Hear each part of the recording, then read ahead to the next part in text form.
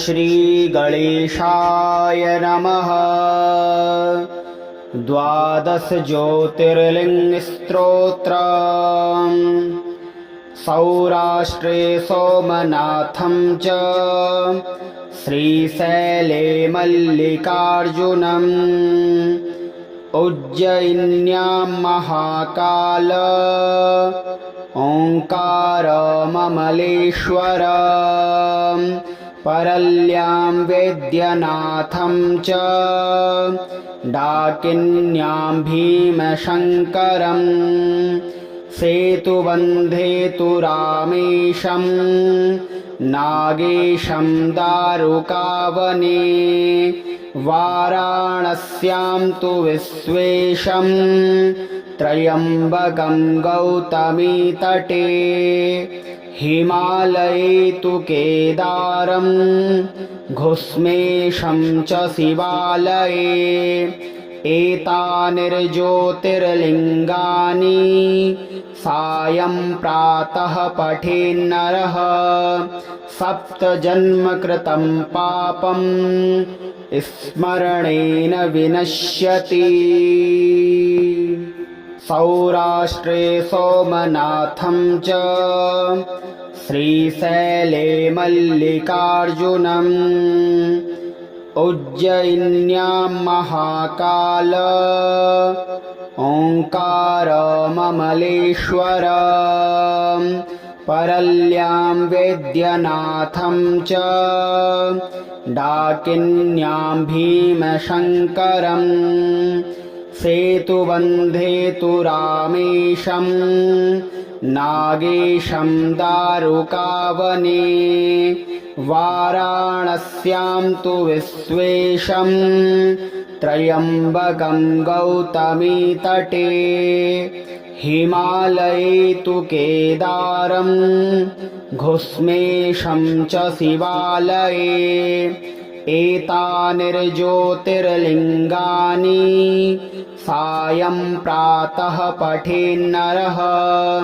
सप्तजन्मकृतं पापं स्मरणेन विनश्यति। सौराष्ट्रे सोमनाथं च श्रीशैले मल्लिकार्जुनम् उज्जयिन्यां महाकाल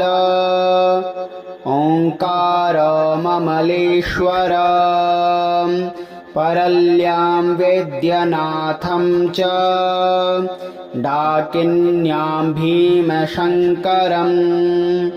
सेतुबन्धेतु रामेशं नागेशं दारुकावने वाराणस्यां तु विश्वेशं त्र्यम्बकं गौतमीतटे हिमालये तु केदारं घुस्मेशं च शिवालये एतानिर्ज्योतिर्लिङ्गानि सायं प्रातः पठेन्नरः सप्तजन्मकृतं पापं स्मरणेन विनश्यति। सौराष्ट्रे सोमनाथं च श्रीशैले मल्लिकार्जुनम् उज्जयिन्यां महाकाल ओंकारममलेश्वर परल्यां वेद्यनाथं च डाकिन्यां भीमशङ्करम् सेतुबन्धेतु रामेशं नागेशं दारुकावने वाराणस्यां तु विश्वेशं त्र्यम्बकं गौतमीतटे हिमालये तु केदारं घुस्मेशं च शिवालये एतानिर्ज्योतिर्लिङ्गानि सायं प्रातः पठेन्नरः सप्तजन्मकृतं पापं स्मरणेन विनश्यति। सौराष्ट्रे सोमनाथं च श्रीशैले मल्लिकार्जुनम् उज्जयिन्यां महाकाल ओङ्कारममलेश्वर परल्यां वेद्यनाथं च डाकिन्यां भीमशङ्करम् सेतुबन्धे तु रामेशं नागेशं दारुकावने वाराणस्यां तु विश्वेशं त्र्यम्बकं गौतमीतटे हिमालये तु केदारं घुस्मेशं च शिवालये एतानिर्ज्योतिर्लिङ्गानि सायं प्रातः पठेन्नरः सप्तजन्मकृतं पापं स्मरणेन विनश्यति। सौराष्ट्रे सोमनाथं च श्रीशैले मल्लिकार्जुनम् उज्जयिन्यां महाकाल ओङ्कारममलेश्वर परल्यां वेद्यनाथं च डाकिन्यां भीमशङ्करम् सेतुबन्धे तु रामेशं नागेशं दारुकावने वाराणस्यां तु विश्वेशं त्र्यम्बकं गौतमीतटे हिमालये तु केदारं घुस्मेशं च शिवालये एतानिर्ज्योतिर्लिङ्गानि सायं प्रातः पठेन्नरः सप्तजन्मकृतं पापं स्मरणेन विनश्यति। सौराष्ट्रे सोमनाथं च श्रीशैले मल्लिकार्जुनम् उज्जयिन्यां महाकाल ओङ्कारममलेश्वर परल्यां वेद्यनाथं च डाकिन्यां भीमशङ्करम् सेतुबन्धे तु रामेशं नागेशं दारुकावने वाराणस्यां तु विश्वेशं त्र्यम्बकं गौतमीतटे हिमालये तु केदारं घुस्मेशं च शिवालये एतानिर्ज्योतिर्लिङ्गानि सायं प्रातः पठेन्नरः सप्तजन्मकृतं पापं स्मरणेन विनश्यति। सौराष्ट्रे सोमनाथं च श्रीशैले मल्लिकार्जुनम् उज्जयिन्यां महाकाल ओङ्कारममलेश्वर परल्यां वेद्यनाथं च डाकिन्यां भीमशङ्करम् सेतुबन्धे तु रामेशं नागेशं दारुकावने वाराणस्यां तु विश्वेशं त्र्यम्बकं गौतमीतटे हिमालये तु केदारं घुस्मेशं च शिवालये एतानिर्ज्योतिर्लिङ्गानि सायं प्रातः पठेन्नरः सप्तजन्मकृतं पापं स्मरणेन विनश्यति। सौराष्ट्रे सोमनाथं च श्रीशैले मल्लिकार्जुनम् उज्जयिन्यां महाकाल ओङ्कारममलेश्वरं परल्यां वेद्यनाथं च डाकिन्यां भीमशङ्करं सेतुबन्धेतु रामेशं नागेशं दारुकावने वाराणस्यां तु विश्वेशं त्र्यम्बकं गौतमीतटे हिमालये तु केदारं घुस्मेशं च शिवालये एतानिर्ज्योतिर्लिङ्गानि सायं प्रातः पठेन्नरः सप्तजन्मकृतं पापं स्मरणेन विनश्यति। सौराष्ट्रे सोमनाथं च श्रीशैले मल्लिकार्जुनम् उज्जयिन्यां महाकाल ओङ्कारममलेश्वरं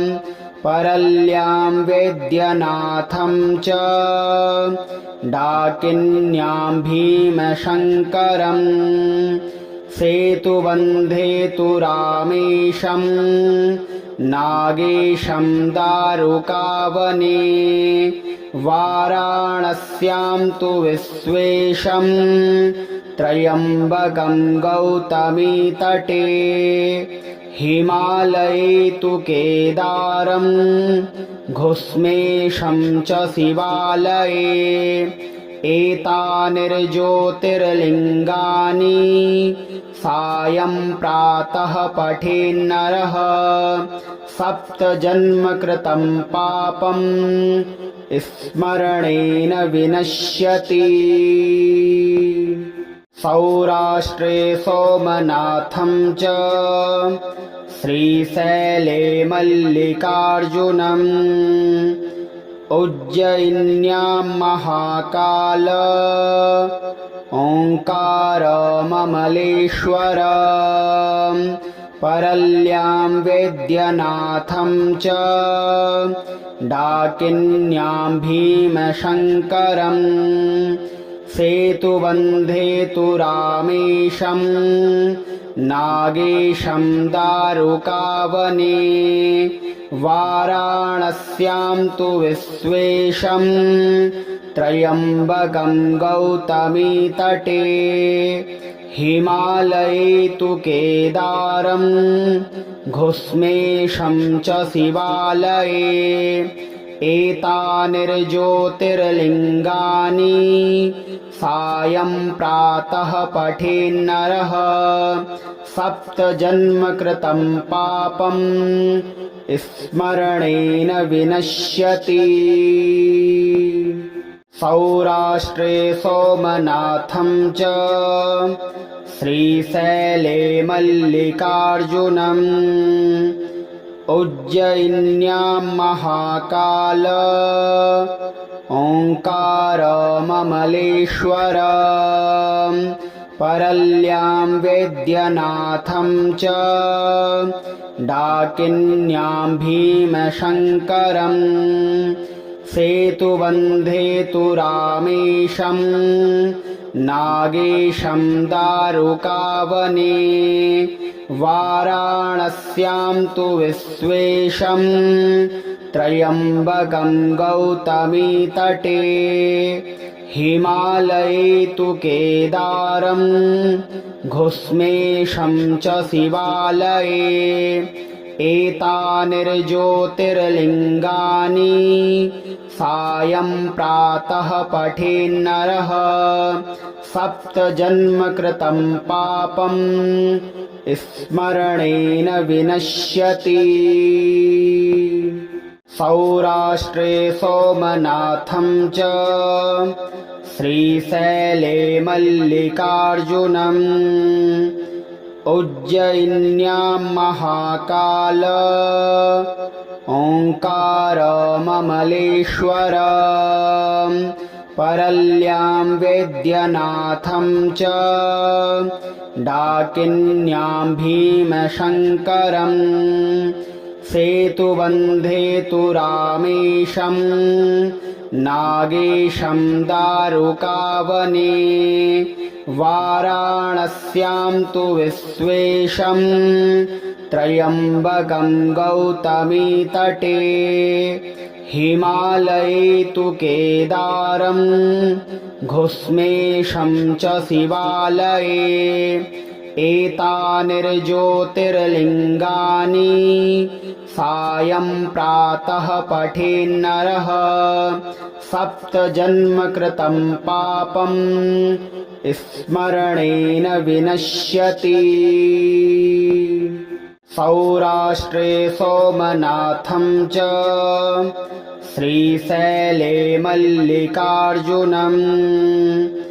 उज्जयिन्यां महाकाल ओङ्कारममलेश्वर परल्यां वैद्यनाथं च डाकिन्यां भीमशङ्करं सेतुबन्धेतु रामेशं नागेशं दारुकावने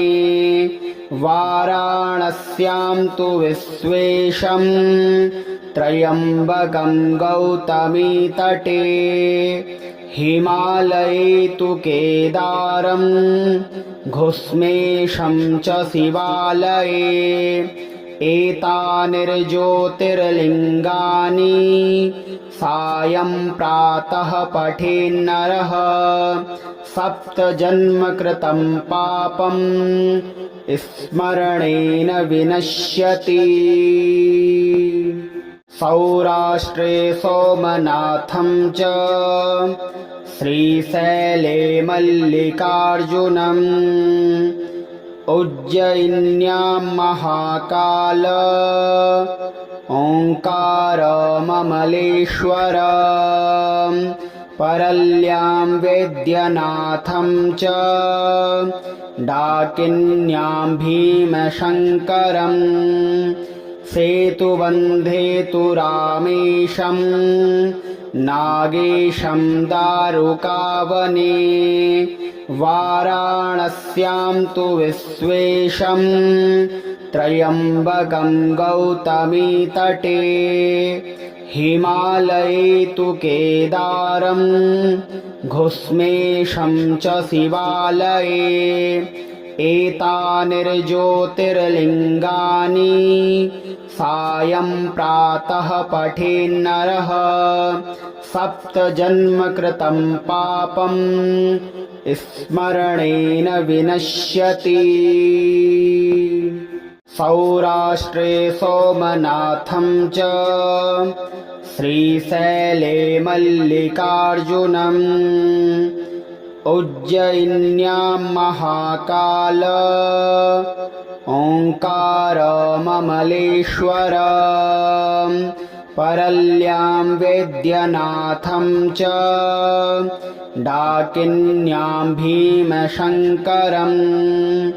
सेतुबन्धेतु रामेशं नागेशं दारुकावने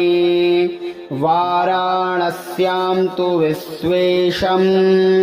त्र्यम्बकं गौतमीतटे हिमालये तु केदारं घुस्मेशं च शिवालये एतानिर्ज्योतिर्लिङ्गानि सायं प्रातः पठेन्नरः सप्तजन्मकृतं पापं स्मरणेन विनश्यति। सौराष्ट्रे सोमनाथं च श्रीशैले मल्लिकार्जुनम् उज्जयिन्यां महाकाल ओङ्कारममलेश्वर परल्यां वैद्यनाथं च डाकिन्यां भीमशङ्करं सेतुबन्धेतु रामेशं नागेशं दारुकावने वाराणस्यां तु विश्वेशं त्र्यम्बकं गौतमीतटे हिमालये तु केदारं घुस्मेशं च शिवालये एतानिर्ज्योतिर्लिङ्गानि सायं प्रातः पठेन्नरः सप्तजन्मकृतं पापं स्मरणेन विनश्यति। सौराष्ट्रे सोमनाथं च श्रीशैले मल्लिकार्जुनम् उज्जयिन्यां महाकाल ओङ्कारममलेश्वर परल्यां वैद्यनाथं च डाकिन्यां भीमशङ्करम् सेतुबन्धे तु रामेशं नागेशं दारुकावने वाराणस्यां तु विश्वेशं त्र्यम्बकं गौतमीतटे हिमालये तु केदारं घुस्मेशं च शिवालये एतानिर्ज्योतिर्लिङ्गानि सायं प्रातः पठेन्नरः सप्तजन्मकृतं पापं स्मरणेन विनश्यति। सौराष्ट्रे सोमनाथं च श्रीशैले मल्लिकार्जुनम् उज्जयिन्यां महाकाल ओङ्कारममलेश्वर परल्यां वैद्यनाथं च डाकिन्यां भीमशङ्करम् सेतुबन्धे तु रामेशं नागेशं दारुकावने वाराणस्यां तु विश्वेशं त्र्यम्बकं गौतमीतटे हिमालये तु केदारं घुस्मेशं च शिवालये एतानिर्ज्योतिर्लिङ्गानि सायं प्रातः पठेन्नरः सप्तजन्मकृतं पापं स्मरणेन विनश्यति। सौराष्ट्रे सोमनाथं च श्रीशैले मल्लिकार्जुनम् उज्जयिन्यां महाकाल ओङ्कारममलेश्वर परल्यां वैद्यनाथं च डाकिन्यां भीमशङ्करम् सेतुबन्धे तु रामेशं नागेशं दारुकावने वाराणस्यां तु विश्वेशं त्र्यम्बकं गौतमीतटे हिमालये तु केदारं घुस्मेशं च शिवालये एतानिर्ज्योतिर्लिङ्गानि सायं प्रातः पठेन्नरः सप्तजन्मकृतं पापं स्मरणेन विनश्यति। सौराष्ट्रे सोमनाथं च श्रीशैले मल्लिकार्जुनम् उज्जयिन्यां महाकाल ओङ्कारममलेश्वर परल्यां वैद्यनाथं च डाकिन्यां भीमशङ्करम् सेतुबन्धे तु रामेशं नागेशं दारुकावने वाराणस्यां तु विश्वेशं त्र्यम्बकं गौतमीतटे हिमालये तु केदारं घुस्मेशं च शिवालये एतानिर्ज्योतिर्लिङ्गानि सायं प्रातः पठेन्नरः सप्तजन्मकृतं पापं स्मरणेन विनश्यति। सौराष्ट्रे सोमनाथं च श्रीशैले मल्लिकार्जुनम् उज्जयिन्यां महाकाल ओङ्कारममलेश्वर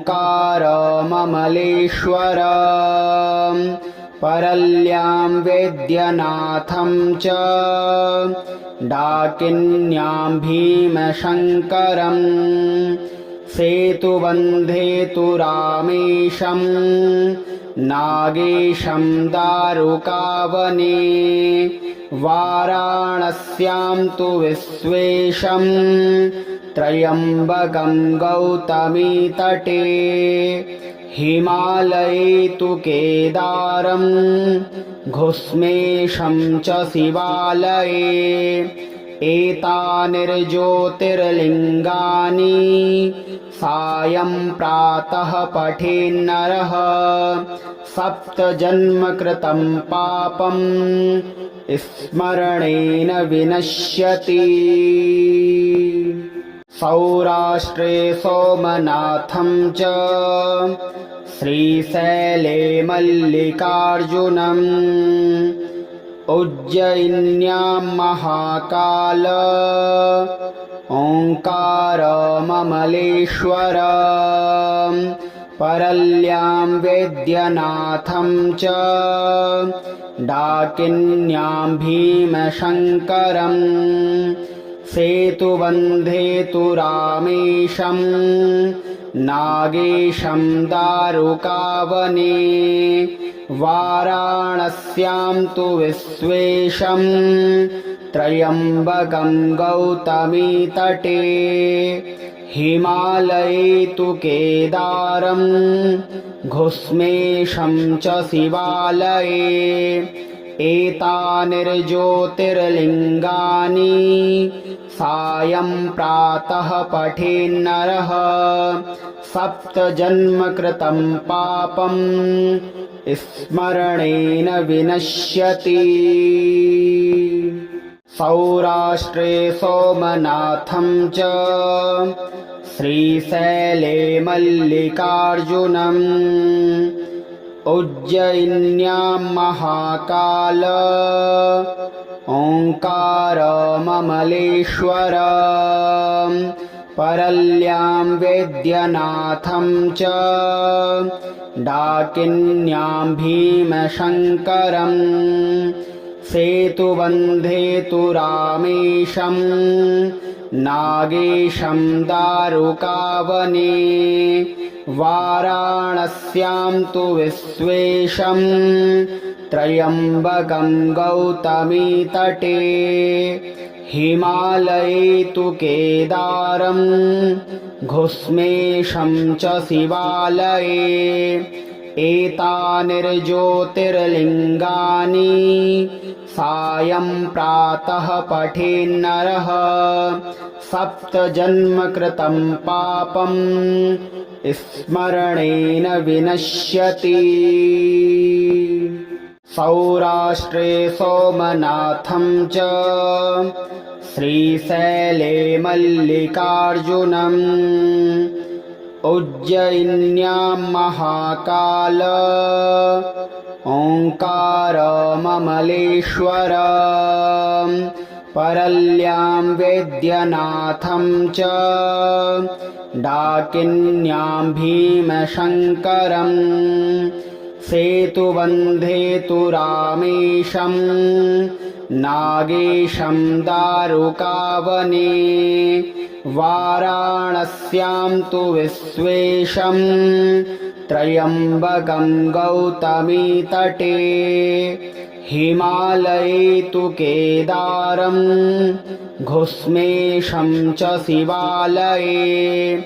एतानिर्ज्योतिर्लिङ्गानि सायं प्रातः पठेन्नरः सप्तजन्मकृतं पापं स्मरणेन विनश्यति। सौराष्ट्रे सोमनाथं च श्रीशैले मल्लिकार्जुनम् उज्जयिन्यां महाकाल ओङ्कारममलेश्वर परल्यां वैद्यनाथं च डाकिन्यां भीमशङ्करम् सेतुबन्धे तु रामेशं नागेशं दारुकावने वाराणस्यां तु विश्वेशं त्र्यम्बकं गौतमीतटे हिमालये तु केदारं घुस्मेशं च शिवालये एतानिर्ज्योतिर्लिङ्गानि सायं प्रातः पठेन्नरः सप्तजन्मकृतं पापं स्मरणेन विनश्यति। सौराष्ट्रे सोमनाथं च श्रीशैले मल्लिकार्जुनम् उज्जयिन्यां महाकाल ओङ्कारममलेश्वर परल्यां वैद्यनाथं च डाकिन्यां भीमशङ्करम् सेतुबन्धे तु रामेशं नागेशं दारुकावने वाराणस्यां तु विश्वेशं त्र्यम्बकं गौतमीतटे हिमालये तु केदारं घुस्मेशं च शिवालये एतानिर्ज्योतिर्लिङ्गानि सायं प्रातः पठेन्नरः सप्तजन्मकृतं पापं स्मरणेन विनश्यति। सौराष्ट्रे सोमनाथं च श्रीशैले मल्लिकार्जुनम् उज्जयिन्यां महाकाल ओङ्कारममलेश्वर परल्यां वैद्यनाथं च डाकिन्यां भीमशङ्करम् सेतुबन्धे तु रामेशं नागेशं दारुकावने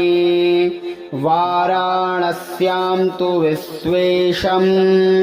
त्र्यम्बकं गौतमीतटे हिमालये तु केदारं घुस्मेशं च शिवालये एतानिर्ज्योतिर्लिङ्गानि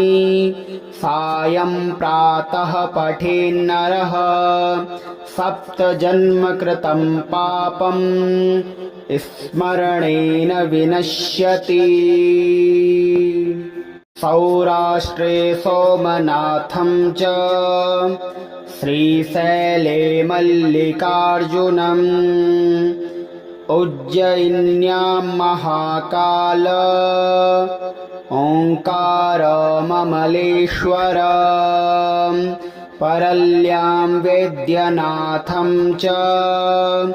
डाकिन्यां भीमशङ्करम् सेतुबन्धे तु रामेशं नागेशं दारुकावने वाराणस्यां तु विश्वेशं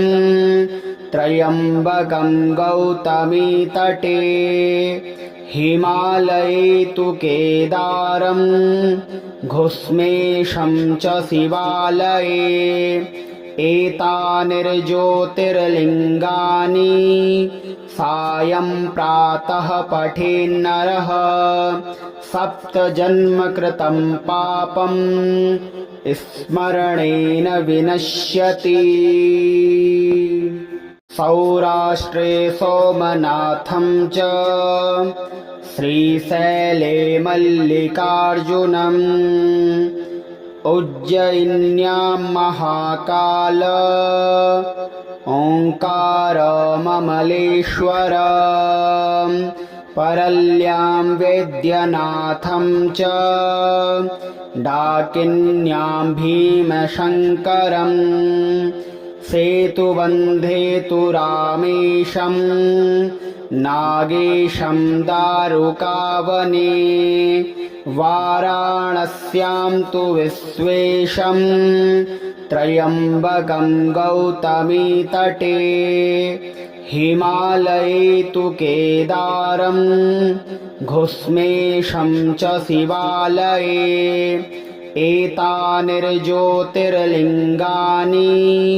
सायं प्रातः पठेन्नरः सप्तजन्मकृतं पापं स्मरणेन विनश्यति।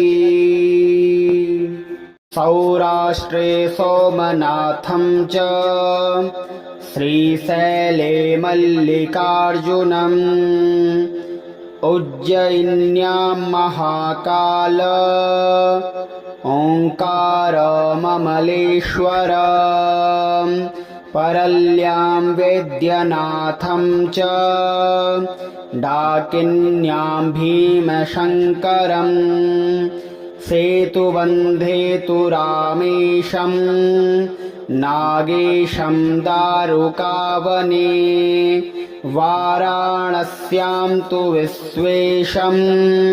त्र्यम्बकं गौतमीतटे हिमालये तु केदारं घुस्मेशं च शिवालये एतानिर्ज्योतिर्लिङ्गानि सायं प्रातः पठेन्नरः सप्तजन्मकृतं पापं स्मरणेन विनश्यति। सौराष्ट्रे सोमनाथं च श्रीशैले मल्लिकार्जुनम् उज्जयिन्यां महाकाल ओङ्कारममलेश्वर